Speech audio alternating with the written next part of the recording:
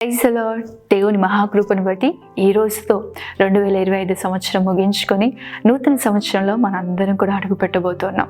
ఎన్నో ఆలోచనలతో, ఎన్నో కలవరాలతో ఉన్నారేమో. 2025 అంటే ఎలాగో గడిచిపోయింది. నూతన సంవత్సరము నా జీవితంలో ఎలా ఉంటుందో, నూతన సంవత్సరము నేను మేలు పొందుకుంటానో లేదో అని కలవరంతో ఉన్నారా? అయితే ప్రభు మీతో మాట్లాడుతున్నాడు.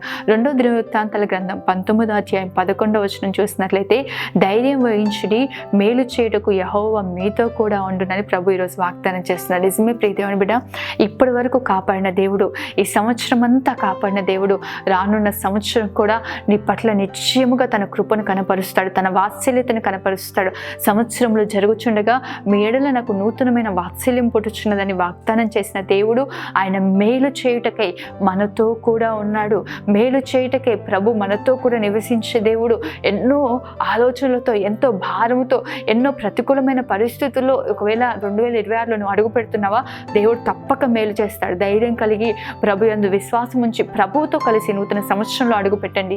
నూతనమైన దీవెనలు, నూతనమైన ఆశీర్వాదాలు ప్రభు మీ జీవితంలో మీకు అనుగ్రహించును గాక. రాబో కాలంలో దేవుడు మీ పట్ల మేలు చేయును గాక. ఆమేన్. God bless you.